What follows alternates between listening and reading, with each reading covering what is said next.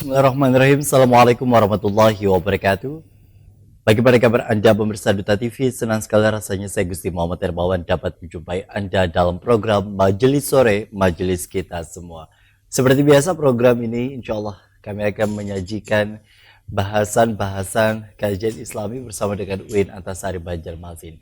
Hari ini kita akan membahasnya bersama dengan salah satu akademisi dari Universitas Islam Negeri Antasari Banjarmasin, yakni beliau sudah hadir di studio Duta TV. Ada Bapak Dr. Haji Jalaluddin M. Hum. Assalamualaikum.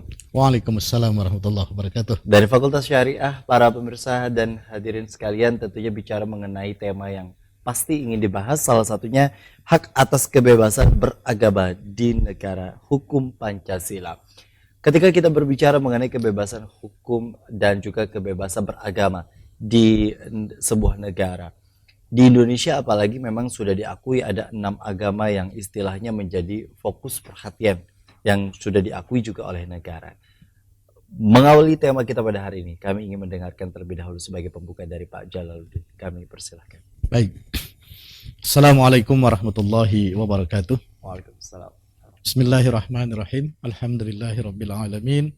Allahumma shalli wa sallim wa barik ala sayyidina wa nabiyina Muhammadin wa ala alihi wa sahbihi ajma'in. Para pemirsa yang budiman, alhamdulillah pada kesempatan kali ini kita kembali bisa bersua dan difasilitasi oleh Duta TV yang luar biasa ini. Salawat dan salam semoga senantiasa tercurah untuk teladan kita Nabi besar Muhammad sallallahu alaihi wasallam serta sahabat dan kerabat beliau sekalian. Para pemirsa, salah satu perbincangan, diskusi dan juga pelajaran yang tidak pernah sepi dari diskusi di kampus dan juga di masyarakat adalah tentang keberagamaan di negara kita Republik Indonesia. Nah, salah satu yang menarik dalam konteks ini adalah mengenai hak kebebasan beragama di negara kita, di negara hukum Pancasila Republik Indonesia ini, negara kita Republik Indonesia. Baik, kita akan mengawali diskusi ini pertama dengan apa itu sebenarnya negara hukum. Negara hukum atau rule of law adalah negara yang mendasarkan kepada hukum sebagai panduan di dalam mengelola negara. Segala sesuatu harus sesuai dengan hukum. Nah, kemudian apa yang menjadi dasar daripada pengelolaan negara kita, yakni adalah konstitusi kita, Undang-Undang Dasar 1945, yang di dalam mukaddimah Undang-Undang Dasar 1945 itu terdapat sebagai dasar negara kita adalah Pancasila. Nah, sila yang pertama adalah ketuhanan yang Maha Esa. Dalam konteks keberagamaan masyarakat Indonesia, maka kehidupan keberagaman itu harus didasarkan kepada Pancasila ini. Nah, negara kita memang saat ini telah mengakui ada 6 agama yang diakui oleh pemerintah dan juga mendapatkan fasilitas oleh pemerintah dapat. Astagfirullah. Kok bisa kayak gitu? Bisa dikata? Boleh Pak. Langsung dari yang pian dari awal aja. Oke. Baik, ini nggak biasanya. Ulang. 3, 2, 1 dari awal. Assalamualaikum warahmatullahi wabarakatuh. Para pemirsa yang budiman, alhamdulillah pada kesempatan kali ini kita bisa kembali bersua melalui Duta TV yang luar biasa ini, dan kita membahas salah satu tema yang menarik, yakni adalah tentang hak kebebasan beragama di negara kita, di negara hukum Pancasila. Salawat dan salam, kesejahteraan, kedamaian dan juga kemuliaan senantiasa tercurah untuk teladan kita Nabi besar Muhammad sallallahu alaihi wasallam beserta sahabat dan kerabat beliau sekalian. Baik, kita akan mengawali pembicaraan kita tentang hak kebebasan beragama di negara hukum Pancasila ini dengan apa itu negara hukum. Negara hukum adalah, atau rule of law, itu adalah suatu negara yang mendasarkan hukum atas aktivitas lembaga-lembaga negara. Dalam perkataan yang lain, bahwa dalam mengelola negara ini harus didasarkan kepada hukum yang berlaku. Di negara kita, Republik Indonesia, dasar negaranya adalah Pancasila. Nah, Pancasila ini adalah menjadi sumber dari segala sumber hukum yang berlaku di negara kita.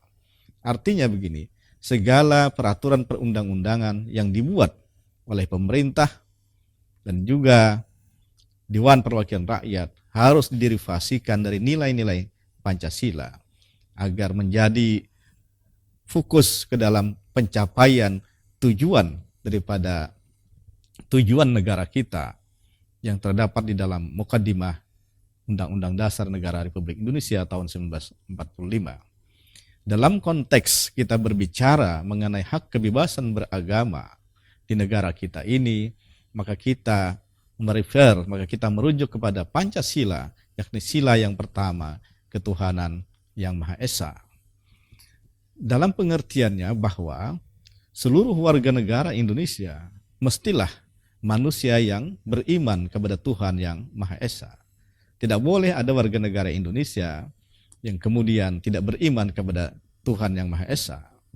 Karena di dalam batang tubuh Undang-Undang Dasar 1945 juga pasal 29 ayat 1 dinyatakan bahwa negara berdasarkan atas ketuhanan yang Maha Esa.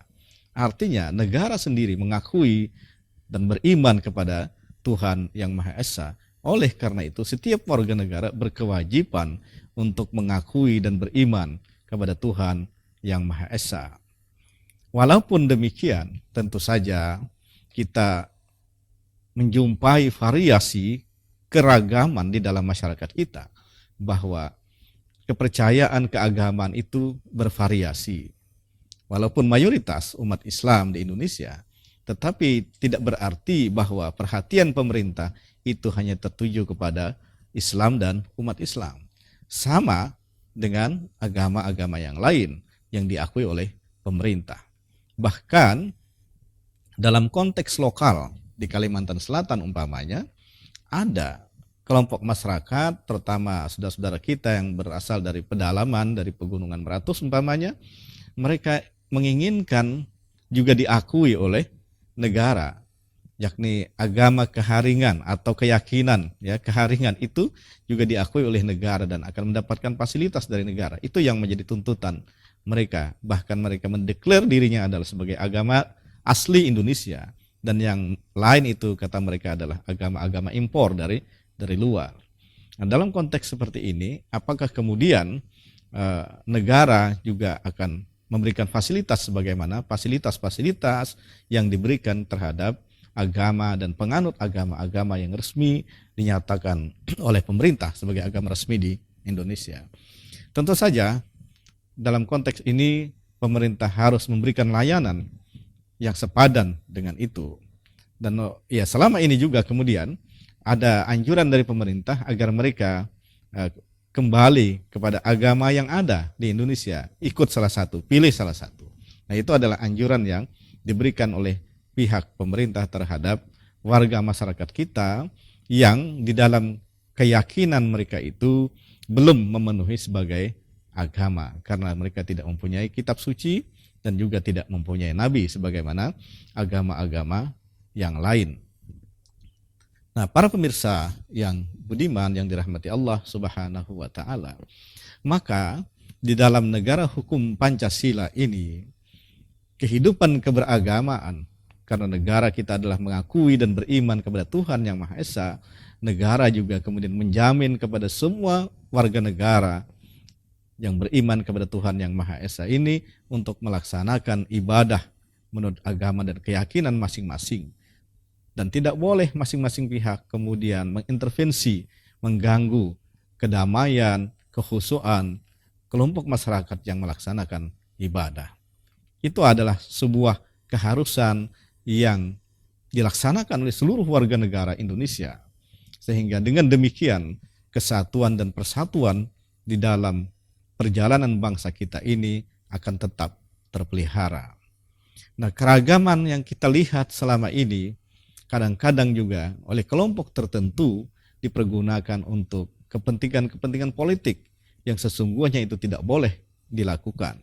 Dalam arti mengadu domba yang untuk kepentingan sesaat, ya, kepentingan ekonomi dan kepentingan politik dan seterusnya.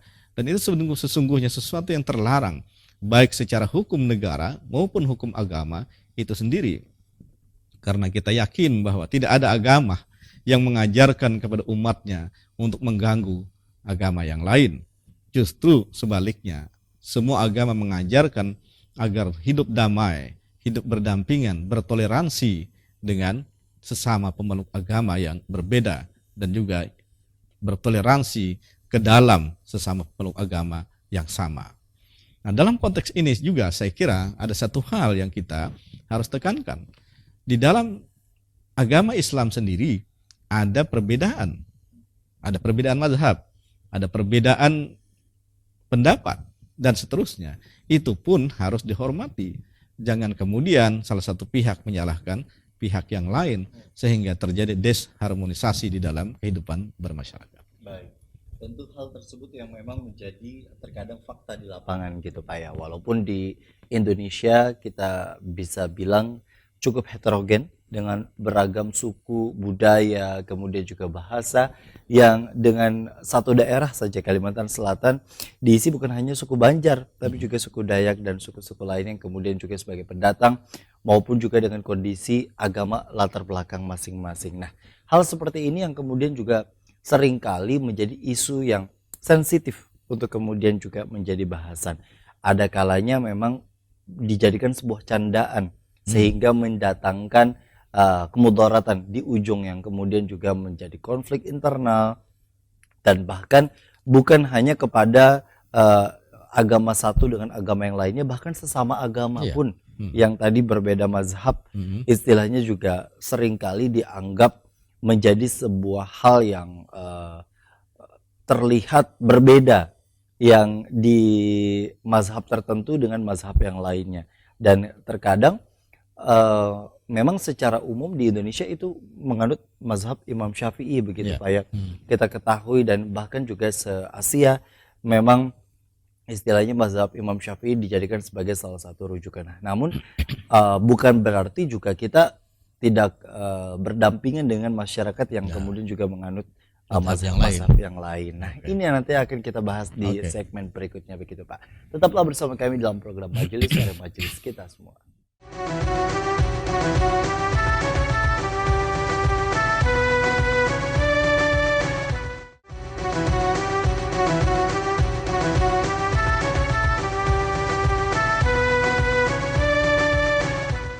Terima kasih Anda masih bersama kami dalam program Majelis Sore Majelis Kita Semua. Berbicara mengenai mazhab-mazhab yang ada di Indonesia, khususnya di 34 provinsi lebih di Indonesia, yang kemudian juga hari ini menjadi 38 provinsi ya Pak ya, yang istilahnya juga makin heterogen, makin banyak hal-hal yang kemudian juga dianggap seringkali menjadi perbedaan, padahal kita sesama muslim, sesama agama Islam.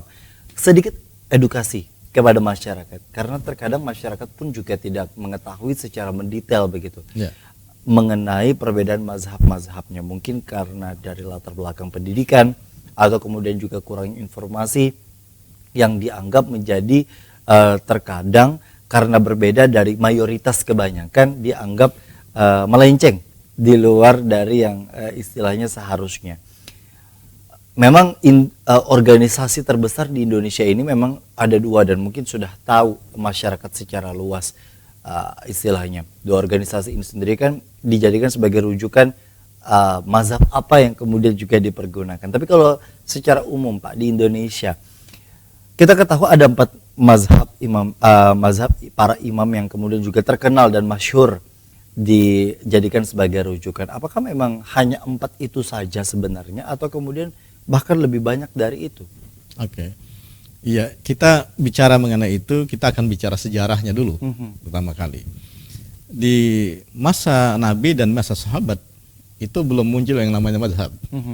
Nah, mazhab itu atau aliran fikih ya, pemikiran tentang fikih, tentang hukum Islam itu muncul ketika di abad kedua.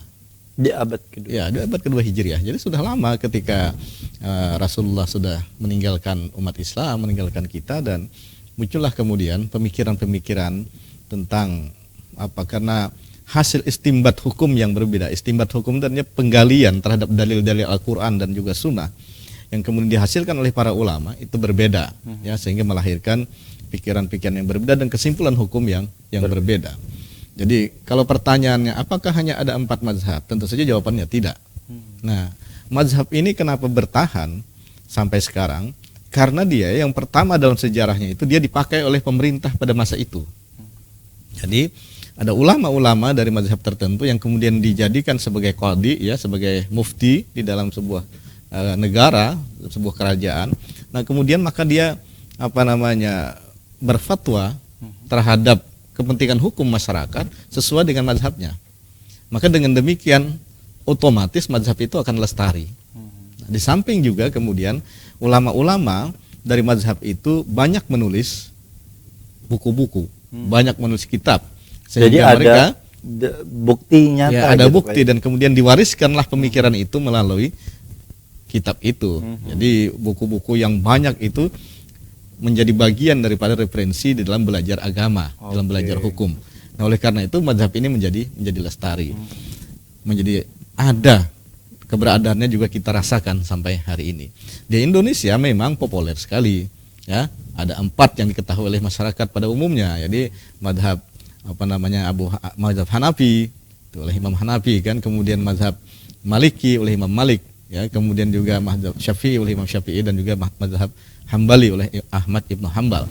Nah, tetapi yang dianut oleh masyarakat kita pada umumnya karena ulama-ulama kita yang mengajar masyarakat ini adalah bermadhab Syafi'i atau Syafi'iyah istilahnya, maka kemudian masyarakat pada umumnya menganut madhab ini.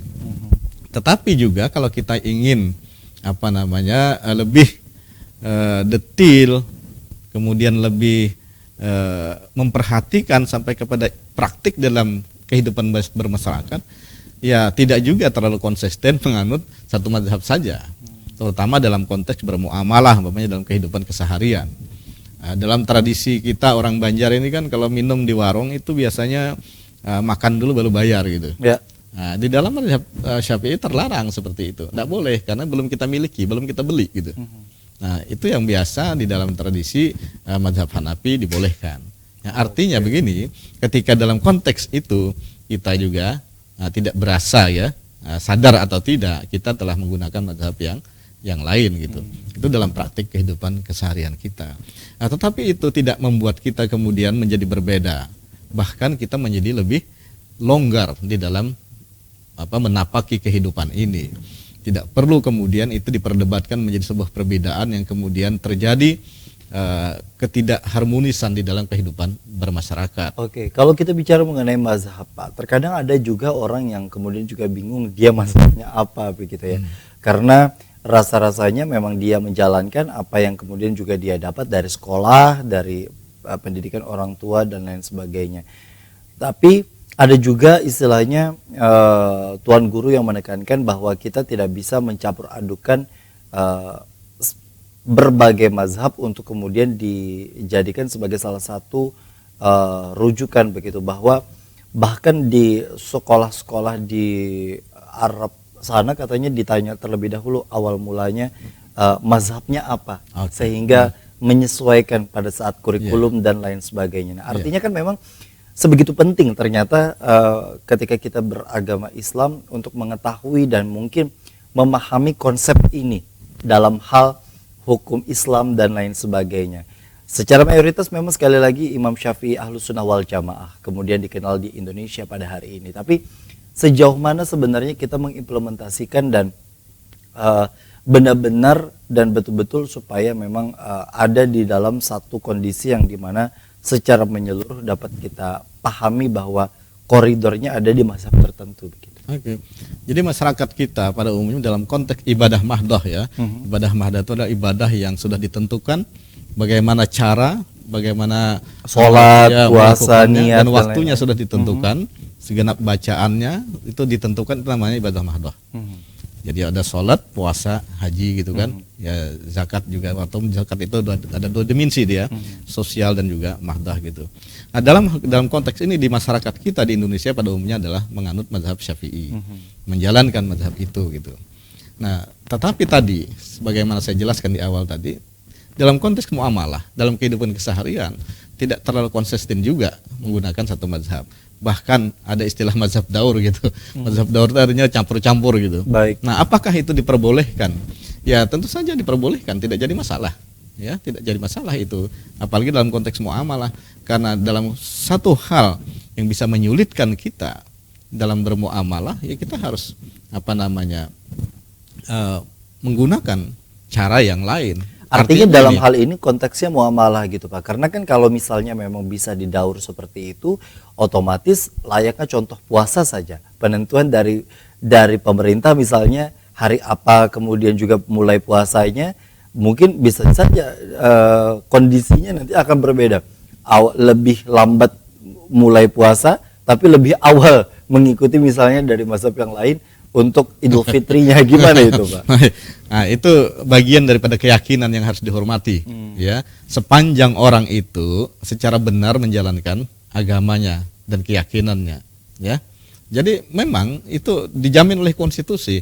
Umpamanya ada masyarakat yang atau organisasi yang secara konsisten menggunakan hisab, ya, seperti Muhammadiyah menentukan awal Ramadan dan juga 1 Syawal. Itu secara konsisten dari masa ke masa menggunakan perhitungan. Karena memang dihitung dapat ditentukan gitu kan. Memang gerhana aja bisa ditentukan. Nah, secara konsisten. Nah, kemudian berbeda dengan pemerintah. Lalu ada orang yang kemudian mengikuti umpamanya, ya, campur aduk. Ya. Dalam konteks ibadah mahdah itu Ya. tidak boleh campur aduk itu. Okay. Kecuali dalam keadaan darurat seperti umpamanya kita melaksanakan ibadah haji. Nah, dalam konteks batal wudhu umpamanya kan, Tawaf. iya, tawaf yang bergesekan antara seorang dengan yang lainnya, itu memungkinkan terjadi persentuhan antara laki-laki dan perempuan gitu kan. Itu tidak mengapa. Nah, itu tidak mengapa dalam konteks darurat seperti itu. Ketika sudah diusahakan gitu Ya, Pak ya. Tapi kalau beribadah dalam kerangka mencari nyaman, yang Nah, nyamannya itu tadi yang kemudian tidak dibenarkan seperti itu, ya. Oke. Dibenarkan. Nah, itu yang kemudian juga bisa menjadi istilahnya meluruskan gitu Pak ya, bahwa terkadang begitu banyak Pak, apalagi Iya. kan istilahnya dalam takaran-takaran tertentu, misalnya dalam zakat fitrah atau kemudian juga dalam misalnya pada saat bayar fidyah gitu kan Pak ya. Ada bagi sebagian tertentu ketika ibu hamil kemudian juga dia tidak bisa berpuasa, ada yang bayar fidyah dan kemudian juga mengganti puasanya, tapi ada juga yang kemudian juga hanya bayar fidyahnya saja, hanya bayar dendanya saja, tapi ada juga yang tidak keduanya begitu. Nah, ketika kondisi seperti ini kan ini masuk, tadi sudah disampaikan, artinya ini masuk dalam kategori ibadah mahdoh gitu Pak ya, yang kemudian juga tidak bisa dicampur adukan, dicari yang mana yang paling ringan untuk dikerjakan begitu. Oke, nah dengan kondisi seperti itu Pak, artinya memang perlu adanya pemahaman dan edukasi kepada tingkat-tingkat yang mungkin awal gitu Pak ya. Nah, sejauh mana sebenarnya kita menilik dan melihat negara kita yang istilahnya juga negara hukum dan negara yang memfasilitasi untuk pendidikan. Bicara mengenai pendidikan agama di SD saja misalnya, porsinya sendiri kan hanya 1 dalam mata pelajaran pendidikan agama, dan istilahnya siswa-siswanya itu sendiri tidak mengetahui dalam LKS yang kemudian diberikan atau buku yang kemudian diberikan itu masuk dalam kategori mazhab yang mana, karena tidak ada edukasi di dalam buku itu. Nah, sejauh mana sebenarnya sistem mengatur ini semua Pak, untuk regulasi dan lain sebagainya secara luas? Iya, itu kan di tempat pendidikan ya. Di tempat pendidikan yang tingkatannya itu barangkali tingkat dasar ya, tingkat menengah. Tapi kalau sudah ke perguruan tinggi pada umumnya itu sudah diberitahu bahwa ini adalah hasil pemikiran seseorang yang kemudian berkembang dan dianut oleh ulama-ulama yang lain, membentuklah kemudian sebuah paham tertentu atau mazhab tertentu. Itu di tingkat perguruan tinggi sudah tidak masalah yang seperti itu, sudah dikasih tahu gitu, sudah diberikan pembelajarannya. Sedemikian rupa bahkan juga kenapa terjadi perbedaan-perbedaan itu juga diajarkan seperti itu. Oke. Nah, karena gini, perbedaan itu kan sebenarnya kadang-kadang juga merujuk kepada dalil yang sama. Tapi hasil pemahaman terhadap dalil yang sama itu kemudian berbeda. Itu sesuatu yang biasa ya. Karena antar satu ulama dengan ulama yang lain kan cara berpikir, kemudian berangkat pikirannya dengan pengetahuannya dan latar belakang budayanya juga berbeda. Sehingga fitrahnya memang perbedaan itu adalah sebuah hal yang sebenarnya sunatullah terjadi gitu Pak ya. Itulah kemudian makanya dalam konteks kita bernegara di Indonesia, apalagi ini kita adalah negara hukum, maka kemudian bagaimana pengaturan di dalam negara itu terhadap perbedaan-perbedaan dalam keberagamaan ini diatur sedemikian rupa sehingga tidak menjadi sebuah potensial konflik di dalam kehidupan berbangsa dan bernegara. Oke, bicara mengenai toleransi nanti segmen berikutnya, Pak. Toleransi di dalam sebuah perbedaan dan keberagaman seringkali disalahartikan dan disalah maknai. Kadang banyak juga yang istilahnya bersembunyi di balik kata toleransi, namun tergelincir bahkan justru masuk ke dalam lingkup yang tidak seharusnya. Nah, nanti kita akan bahas sejauh mana batasan-batasan toleransi di dalam bernegara, bermasyarakat, dan kemudian juga beragama. Karena tentu hal ini sekali lagi menjadi pengetahuan bagi kita semua. Mungkin bukan hanya untuk diri kita, tapi juga untuk anak dan lingkungan sekitar kita, agar memang betul-betul memahami karakteristik akan perbedaan, namun betul-betul merefleksikan akan toleransi. Nah, toleransi seperti apa yang diperlukan? Usai jeda kami akan kembali, tetaplah bersama kami.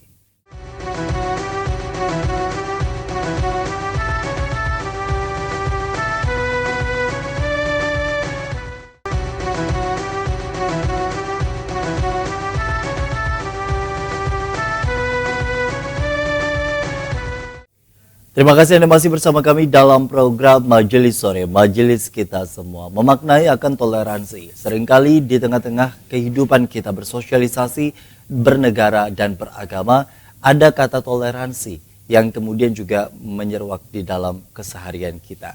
Namun banyak juga yang menyalahartikan untuk memaknai akan toleransi.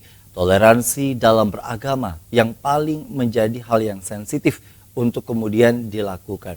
Banyak daerah-daerah tertentu yang kemudian juga mengedepankan pariwisata, tapi seolah-olah kita mengikuti akan ritualnya, Pak. Ritual yang kemudian juga ternyata ditilik dari sejarahnya itu bagian dari ritual keagamaan agama tertentu yang kemudian juga dimaknai. Sebut saja misalnya Bali. Bali di situ kan istilahnya banyak wisatawan yang kemudian juga dengan berlatar belakang agama dan lain sebagainya juga istilahnya banyak yang mengikuti rangkaian wisata dan lain sebagainya, dan ternyata itu merupakan rangkaian yang ada masuk di dalam sebuah budaya peribadahan mereka begitu. Nah, apakah memang itu juga dimaknai sebagai toleransi atau kemudian juga seperti apa kita memaknai akan toleransi dilihat dari sudut pandang yang sebenarnya? Ya, jadi ketika kita berada di sebuah tempat daerah umpamanya yang mempunyai budaya yang sedemikian rupa kemudian menjadi tempat wisata karena dia menarik dan seterusnya. Lalu disajikanlah di situ budaya-budaya yang sebenarnya dulu adalah bersumber dari ajaran agama dan bahkan merupakan sebuah ritual dari agama tertentu. Maka keberadaan kita di situ, apakah kita hanya sekedar penonton?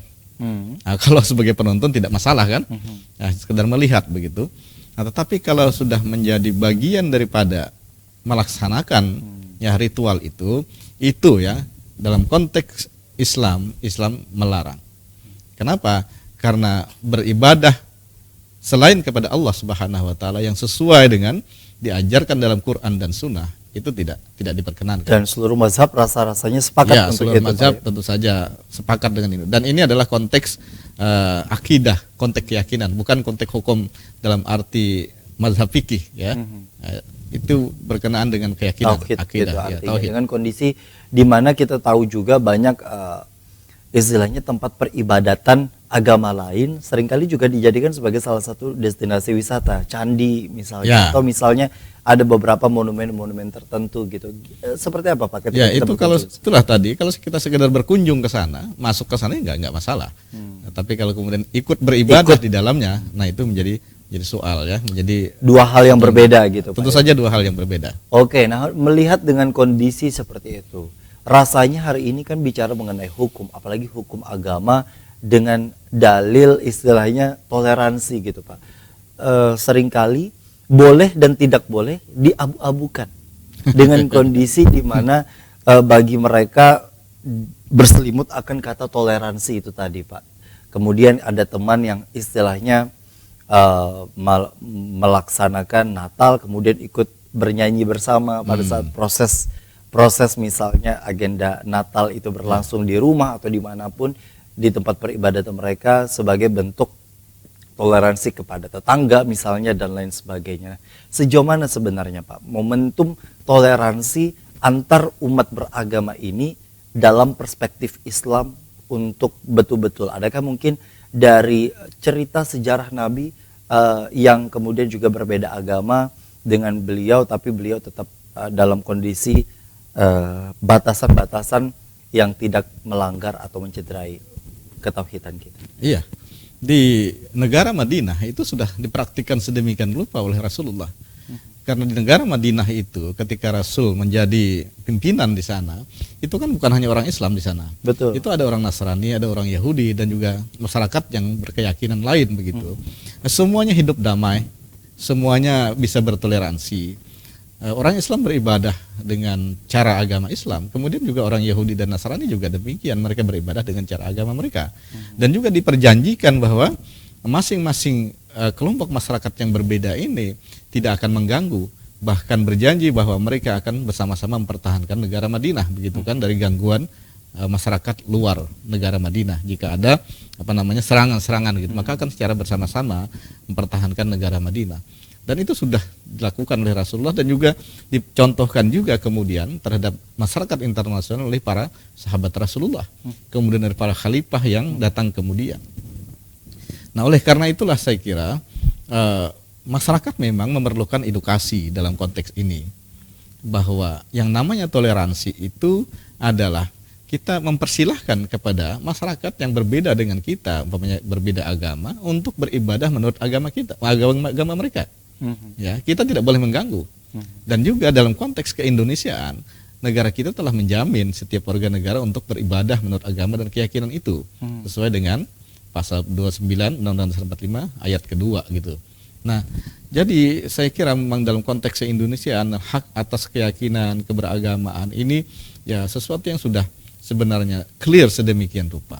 Cuma pada tataran masyarakat itu kadang-kadang juga masih perlu edukasi untuk memahami dan juga mengimplementasikan. Apalagi dengan hadirnya sosial media hari ini yang dimayoritaskan oleh teman-teman warganet generasi muda ya Pak ya, yang kemudian juga komentarnya ngasal, apalagi dalam situasi dan lain sebagainya, yang kemudian juga apabila ada hal-hal tertentu, sekali lagi mereka mengatasnamakan toleransi, bukan atas dasar betul-betul ketauhidan masing-masing. Artinya di sini dipahami dan sudah diperjelas bahwa toleransi adalah mempersilahkan ketika ada antar umat agama itu tadi untuk melakukan ibadahnya tanpa kita bisa mengganggu pada saat prosesnya, tapi bukan berarti kita juga ikut di dalamnya, begitu Pak ya. Ikut di sini bukan hanya dalam secara kontekstual peribadatan, tapi juga dalam hal kostum misalnya gitu kan Pak ya. Atribut tertentu yang mungkin juga dipakai sebagai bentuk ini penghormatan atau toleransi tadi. Ya itu. Jadi kalau kostum pakaiannya dalam konteks peribadatan tertentu, tentu saja kita itu tidak boleh dalam ajaran agama kita untuk ikut serta memakai itu. Tetapi kita juga mempersilahkan mereka ya untuk memakai cara-cara dan juga kostum yang memang khusus untuk mereka pakai dalam waktu ya, momentum tertentu, tertentu. Umpamanya seperti Natalan, mereka itu biasanya pakai topi-topi Santa Claus itu seperti itu. Ya silahkan, nggak apa-apa gitu kan. Dan juga, dan juga kemudian dalam konteks dan momen seperti itu, mereka juga tidak boleh memaksakan kepada orang lain yang keyakinannya berbeda dengan mereka untuk memakai itu gitu. Itu juga namanya toleransi. Nah, dengan kondisi dan tataran Pak, ini kan memang cukup ada take and give gitu Pak ya. Antar umat beragama ini sendiri kan rasa-rasanya ketika Idul Fitri pada saat di televisi saja ini kan sebagai tontonan sebenarnya yang kemudian juga menjadi salah satu contoh bagi masyarakat secara luas bahwa ketika yang non muslim rasa-rasanya ramai tiba-tiba dadakan semuanya pakai baju atau atribut seorang muslim dan juga muslimah begitu. Apakah itu juga menjadi sebagai salah satu hal yang membuat keterdesakan Pak gitu Pak? Karena bagi mereka yang non muslim saja pada saat hari besarnya umat muslim, mereka ikut dalam perayaan itu dengan menggunakan atribusinya. Tapi di satu sisi istilahnya banyak dari warganet yang menanyakan kenapa pada saat misalnya atribusi untuk momentum di luar dari agama Islam, para umat muslim ini cukup enggan begitu untuk memakai, karena itu tadi hal-hal yang dianggap takut tergelincir istilahnya di dalam suatu batasan toleransi yang di luar dari batasnya. Iya, Islam ini agama yang komprehensif kan, mengatur sedemikian rupa detil kehidupan pemeluknya umat Islam gitu. Oleh karena itu pakaian menjadi bagian yang diatur di dalam agama Islam. Nah, ketika kita umpamanya merayakan ya Idul Fitri, Idul Adha ataupun hari besar yang lain di dalam Islam gitu kan, dan kemudian menjadi diproduk oleh media televisi umpamanya, lalu ada kru, kemudian ada teman main gitu yang ikut serta di situ harus menggunakan pakaian itu, saya kira itu akan kembali kepada agamanya. Apakah agamanya memperbolehkan atau tidak gitu. Nah, kalau umpamanya tidak mempersoalkan, ya silahkan saja, maka itu tidak mengapa. Sepanjang umat Islam, teman-teman muslim ini tidak juga kemudian memaksa temannya yang non muslim untuk menggunakan. Jadi saling itu tadi ya, Pak ya. Itu harus dipahami seperti itu. Karena memang begini ya, umpamanya dalam tayangan televisi, masyarakat kan tahu itu sebenarnya agamanya ini gitu. Kenapa dia harus menggunakan pakai kerudung segala, pakai jilbab segala gitu kan? Seperti seorang muslimah gitu. Ya itu saya kira memang kalau produk TV itu mengharuskan seperti itu suatu kesalahan. Memaksa kepada orang tertentu untuk menggunakan itu. Apabila orang tersebut merasa terdesak atau juga merasa terpaksa, apalagi ditambah dengan hukum di agamanya itu sendiri, bagaimana mengaturnya gitu Pak ya? Nah itu yang saya ingin katakan, sepanjang agamanya tidak mempersoalkan, ya itu silahkan. Tapi kalau agamanya melarang seperti itu, layaknya agama Islam tadi, agama Islam, maka jangan pernah dipaksakan, ya, dan jangan ditawarkan untuk seperti itu. Nah kalau yang cukup penasaran sebelum kita jeda iklan gitu Pak, kalau mengucapkan hari-hari besarnya, selamat misalnya hari-hari tertentu untuk agama lain kepada orang yang kemudian juga merayakan, apakah ini kan cukup ini ya Pak ya, maksudnya isu ini sendiri cukup setiap tahunnya seringkali menjadi perdebatan dan terus menerus. Ketika misalnya ada momentum tertentu dan sudah mulai agak reda beberapa bulan kemudian pada saat mau ini lagi kembali terjadi perdebatan kembali. Nah, sebenarnya secara perspektif Islam begitu, apakah memang diperbolehkan atau memang ada sejarahnya bahwa Nabi misalnya juga ikut mengucapkan atau kemudian juga memberi hadiah kepada orang yang di luar agamanya, atau seperti apa begitu Pak? Iya, jadi setiap tahun ya seakan-akan kita menghabiskan energi tidak pernah selesai gitu untuk mempersoalkan itu. Memang di dalam Islam ulama berbeda pendapat terkait dengan kebolehan dan ketidakbolehan mengucapkan selamat Natal umpamanya gitu kan. Ya, karena di dalam Islam itu ucapan itu menjadi sesuatu simbol keyakinan gitu. Ketika kita mengucapkan asyhadu alla ilaha illallah wa asyhadu anna muhammadar rasulullah, itu adalah sebuah simbol keyakinan dari hati kita bahwa kita adalah sebagai seorang muslim gitu kan, dengan keyakinan yang sesungguhnya. Nah, ketika kemudian mengucapkan selamat Natal begitu kan, nah ini juga kemudian dinilai oleh para ulama sebagai sebuah kita mengiyakan, ya, kita kemudian juga ikut serta meyakini bahwa Nabi Isa alaihissalam itu umpamanya sebagai Yesus yang lahir di tanggal 25 Desember. Nah, padahal dalam konteks keyakinan Islam itu tidak seperti itu. Nah, inilah kemudian yang Berbeda ulama pendapat itu tadi. berbeda pendapat untuk itu. Walaupun pamannya sebagian pamannya ada ulama-ulama di Indonesia juga yang tidak mempersoalkan itu, membolehkan gitu kan. Itu saya kira apa namanya kembali kepada person-person yang bersangkutan ya. Apabila kemungkinan juga dengan tidak ada urgensi yang mungkin juga harus diucapkan gitu Pak ya. Iya. Mungkin dirasa lebih baik untuk tidak saja, Iya, betul. lebih baik Karena- diam saja. Betul, lebih baik diam saja karena ya itu tadi dengan perbedaannya pendapat para ulama itu sendiri, apalagi ditambah dengan minimnya pengetahuan yang dimiliki, rasa-rasanya juga lebih baik diam. Kalaupun mungkin juga diperlukan untuk hal itu, mungkin perlu riset lagi atau mungkin bertanya lebih lanjut kepada orang-orang yang kemudian juga memiliki berbagai pendapat-pendapat yang tadi sudah masyhur diucapkan. Ya, jadi apa namanya akan selalu ada dua pendapat seperti itu, boleh dan tidak boleh. Sebagaimanapun riset kita akan tetap ada dua pendapat seperti Jadi itu. kembali lagi kepada personnya itu. Iya. Oke, ya, ini yang kemudian juga menarik. Nanti di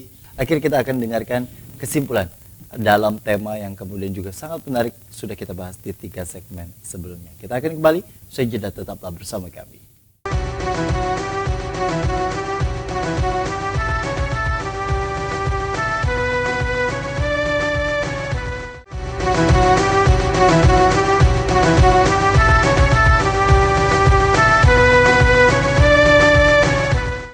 Terima kasih Anda masih bersama kami dalam program Majelis Sore Majelis Kita Semua. Berbicara mengenai keberagaman yang ada di Indonesia sebagai hak diri kita, warga negara Indonesia, yang tentu menjadi hal yang paling utama sebagai ketauhidan kita. Apalagi kita sebagai umat Islam, Muslim dan juga Muslimah, tentu ini menjadi identitas sejauh mana kita memiliki hal-hal yang sifatnya peribadahan untuk disesuaikan sesuai dengan agamanya. Mahdhah dan ghairu mahdhah tadi sudah disampaikan, dan kemudian juga toleransi dan hal-hal yang kemudian juga menjadi batasan bagi kita sebagai umat muslim.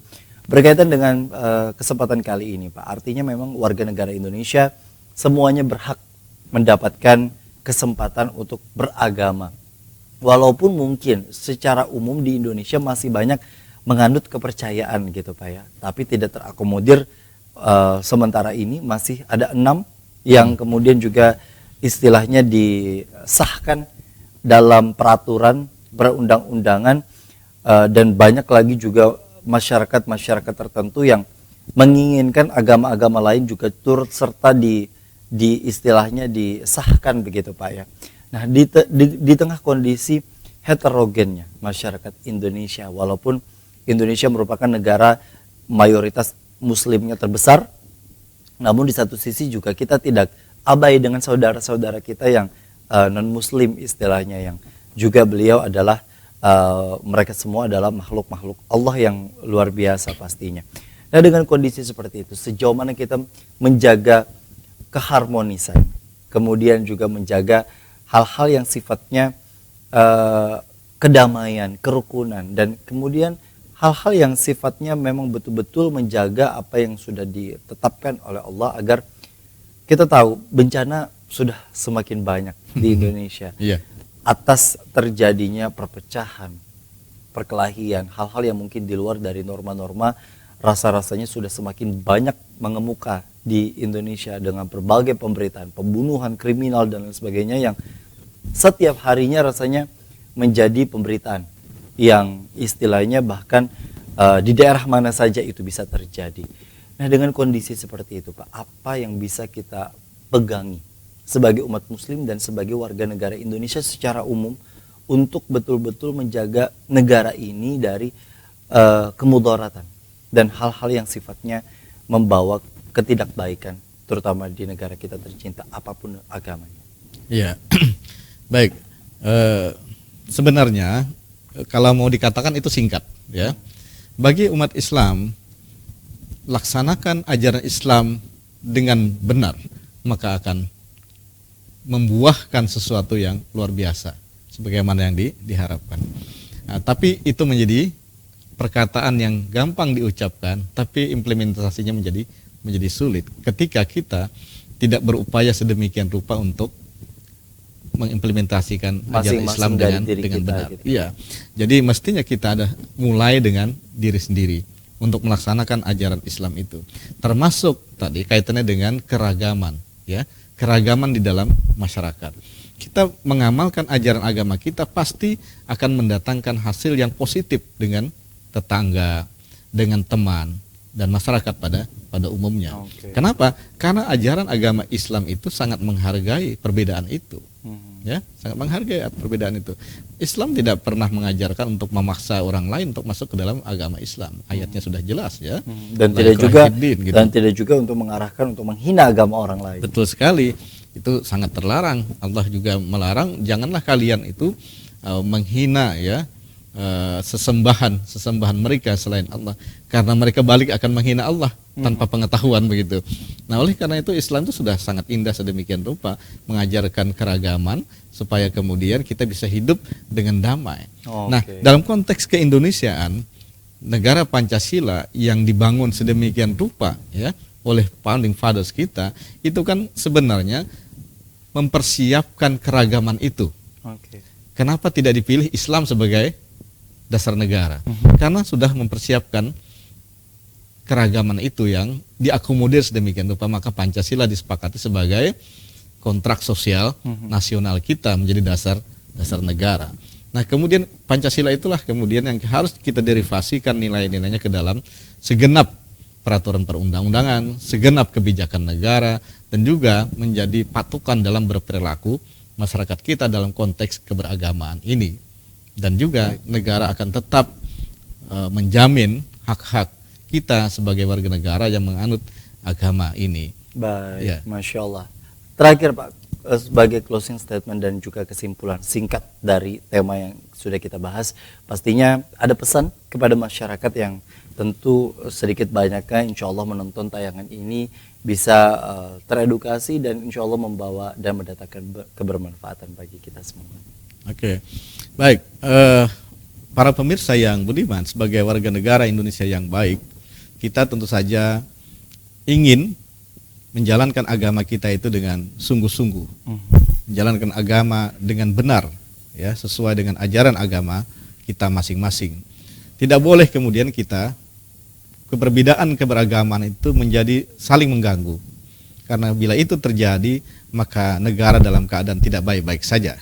Karena sebagai warga negara telah terjadi sesuatu yang tidak diinginkan dalam konteks kerukunan hidup beragama. Nah, kita mempunyai toleransi yang juga sudah diajarkan dalam agama-agama kita yang dianut di Indonesia ini. Bagi umat Islam, bertoleransi itu ada diajarkan sedemikian rupa oleh Rasulullah dan juga dicontohkan oleh para sahabat Rasulullah dan para ulama. Bagaimana cara kita hidup bertetangga dengan non-muslim, bagaimana cara kita beradaptasi dalam konteks kemasyarakatan untuk membangun secara bersama-sama dan rukun tanpa ada cela-mencela. Kemudian juga kita harus menjadi pionir di dalam keragaman ini dalam konteks kedamaian supaya kita bisa hidup dan membangun negara ini lebih baik ke depan. Jadi saudara-saudara, terutama umat Islam, menjadi warga negara yang baik itu adalah satu keharusan bagi kita, dan kita memelihara agama dan negara ini sama pentingnya dengan memelihara kita dan keluarga kita sendiri, karena negara kita adalah tempat kita beraktivitas, tempat kita beribadah kepada Allah Subhanahu wa taala. Oleh karena itu wajib kita jaga keadaannya yang damai dan juga kelestariannya, sehingga kita bisa mewariskan negara ini kepada generasi yang akan datang dalam kondisi yang paripurna, sehingga mereka tidak kemudian menyalahkan generasi terdahulu karena negara diwariskan dalam keadaan tidak baik-baik saja. Saya kira itu penting bagi kita sebagai warga negara untuk sadar secara bersama-sama begitu pentingnya eksistensi negara Indonesia ini sampai kapanpun juga. Terima kasih. Oke, Masya Allah, terima kasih Pak Jalaluddin. Terima kasih juga bagi para pemirsa di rumah yang sudah menyaksikan program Majelis Sore edisi hari ini. Insya Allah semuanya menjadi ladang ilmu dan insya Allah mendatangkan kebermanfaatan bagi kita semua. Terima kasih atas perhatiannya. Saya Gusti Muhammad Hermawan, Pak Jalaluddin mengucapkan terima kasih atas perhatian dan kebersamaannya. Wassalamualaikum warahmatullahi wabarakatuh.